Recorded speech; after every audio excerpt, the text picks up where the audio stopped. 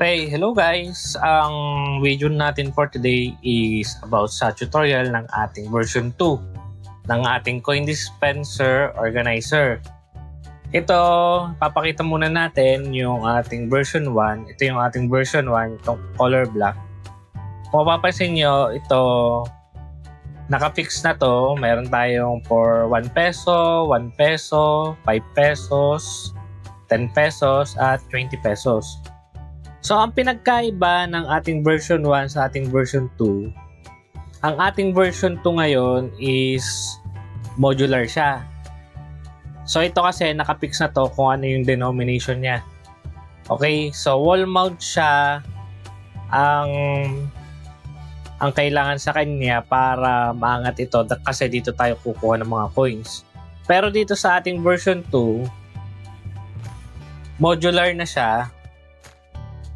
So, pwede tayong mag-customize kung ano yung ating combination ng denominations. So halimbawa, marami tayong piso na dinidispense. Pwede tayong mag 2 piso o kaya yung 5 piso natin, madalas din tayo mag-dispense ng 5 piso. Gumamit ng 5 piso. So, pwede tayong mag-combine ng ang iba't ibang combination ng ating sa version 2. Okay? Lagyan muna natin ito dito. And then, ang ating 10 pesos ay color blue. And then, 20 pesos. So, kung hindi tayo masyado nagamit ng 10 pesos or 20 pesos, pwedeng ganito na lang ating gawin. Or, pwede rin naman tayo maglagay ng 20 pesos kasi wala na tayong paper bill na 20 pesos. So, ang isa pang advantage ng version 2 is color-coded na siya. So, kapag piso, color red tayo. Pag 5 pesos, color green. 10 pesos at saka 20 pesos. 20 pesos. Ang 5 pesos na bago at luma, pinagsasama na natin yan dito. At saka yung 10 pesos na luma at bago. Since wala naman siya masyadong bearing sa pagsusukli natin. Okay. So, napaka-modular niya. Pwedeng ito lang ang bilhin nyo. Depende sa kung ano ba ang inyong kailangan. Okay. So, sa video rin na ito, ipapakita natin yung kung paano i-assemble yung rotating version niya. Ito. Yan. Ang kagandahan naman ng ating rotating version or yung tinatawag nating naka-lazy Susan, maliit lang yung kanyang space na sinasakop. And then, kapag tayo ay kailangan mag-change is ikot-ikot lang tayo. Since color-coded to, alam na natin pag color blue, yun yung 10 pesos. So, kung piso, dispense lang tayo dito. Yan. Kuha lang tayo. And then, kung magsusukli tayo ng 10, yan, 20 yung beige natin, at saka green ay yung 5 piso. Okay. So, kung hindi nyo naman type ito guys, ang ating rotating version, meron tayong isa pa ditong version. Ito yung naka-stand na version lang. Yan. Simpleng version, nakaharap na sa inyo. Yan. Naka-slant siya ng kaunti para nakaharap talaga sa atin yung ating nade-detach siya para kung gusto nyo ng coins, pwede nyo dalhin dun sa kung saan man. And then ito, kasing base niya, meron niyang tornilyuhan. Pareha siya nung ating rotating version na merong butas. Pwedeng i-screw natin kung saan man. Okay. So, kung tatanungin yung tibay, okay naman siya. Natesting na rin natin ito ng punong-puno yung coins. Kayang-kaya naman niya.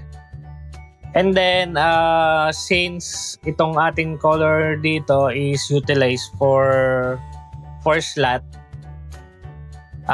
kung gusto nyo pang magdagdag ng stand, di-separate na to. So, pakita natin guys kung paano ina-assemble yung ating mga coin dispenser organizer version 2.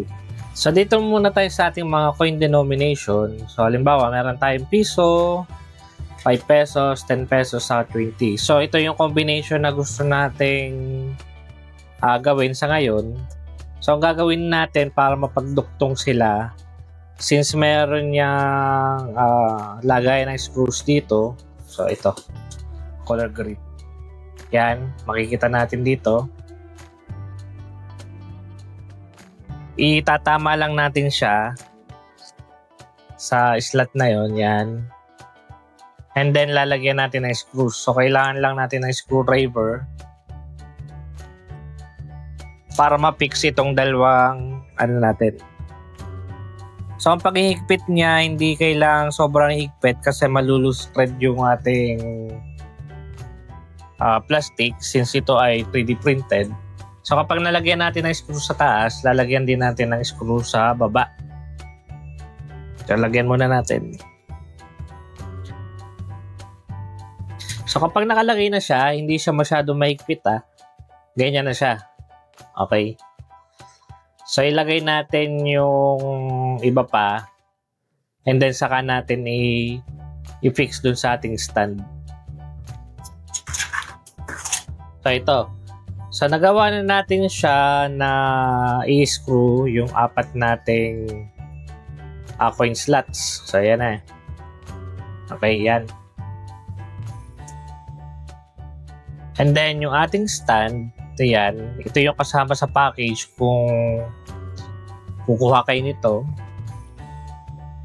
At ito yung kanyang base. Pwede nyo siyang itornilyo sa kung saan man, sa inyong tindahan, shop, etc. And then, meron tayo ditong yung pinagkakapitan nitong ating mga denominations. Kung mapapansin nyo, may screw dyan, may butas dyan, lagay ng screw. So, ang gagawin natin, itatama lang natin ito dito, i-screw natin itong 4 na portion. Yan. So, pag na-screw natin yan, pwede na natin gamitin yung ating coin dispenser. Kasi ang issue sa version 1, wala siyang stand pa nakasama kasi more on sa wall mounting ang pagkakadesign niya. Pero itong ating version 2, pwede na siyang nakapatong lang sa table. So kung tutusin, may tibay na to. Pero I recommend na i-screw din itong dalawa. So kung kailangan nyo pa ng additional na kuwari hindi lang first slot yung inyong gagawin, so mag-additional na lang kayo ng stand para dito sa inyong coin dispenser organizer.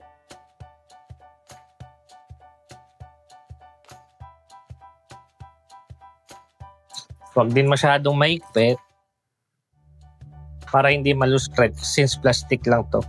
Okay, so ito na. And then after natin i-screw, i-slide lang natin ito papasok.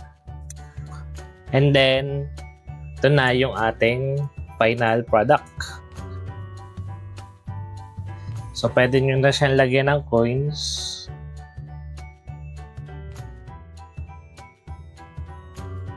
So 5 pesos. Medyo nakaangat na siya sa ating ground. So pwede na tayo kumuha dito nang walang kahirap-hirap. Okay guys. So dito naman sa ating rotating mechanism. So ito yung kanina. Tinuloy lang natin. So ang kanyang kailangan doon sa rotating mechanism is 4 na slot lang. So, dun tayo nagsimula since lahat ng barya, yun yung present na dito. So, ang gagawin natin dyan, i-screw pa natin itong dalawang ito para ma-fix natin na siya ay paikot. Screw natin yan. Tama lang natin sa butas. Huwag masyadong higpitan. Matibay naman yan kahit na hindi sobrang higpit. Yung tama lang. Screw natin yan.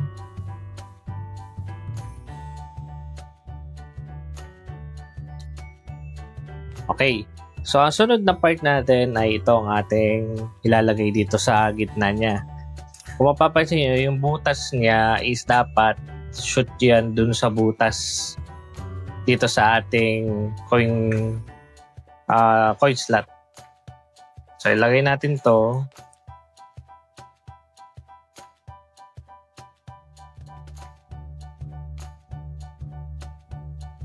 And again, hindi masyadong mahigpit. Tama lang.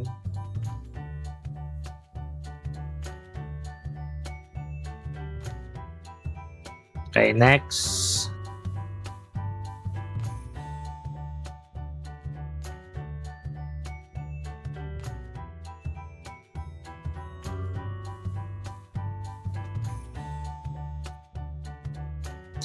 And that's it for the assembly. Kung makikita nyo dito, yan, pasok na yung 4 na screws. And then, lagay lang natin dyan. And we have our rotating coin dispenser.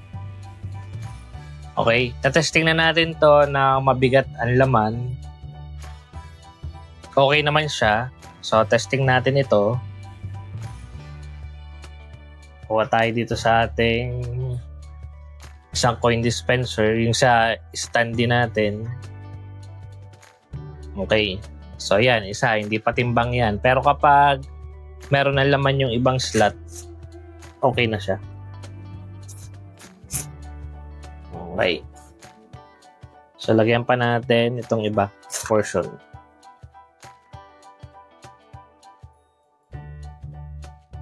Then, yung ating piso.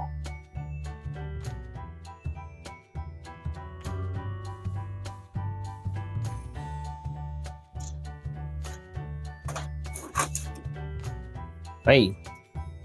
So, that's it guys. Kung paano natin i-assemble yung ating mga coin dispenser, yung ating version 2. So, I hope na may natulungan tayo sa video ito and sana mapadali ang ating mga pagsusukli gamit itong ating coin dispenser organizer version 2. And don't forget na mag-like at subscribe sa ating video kasi nagde-develop pa tayo ng products para mas mag-level up yung ating mga businesses. So ito na muna guys and good luck sa inyong mga businesses, mapa-vending machines man yan or tindahan, grocery and etc. Okay guys, thank you!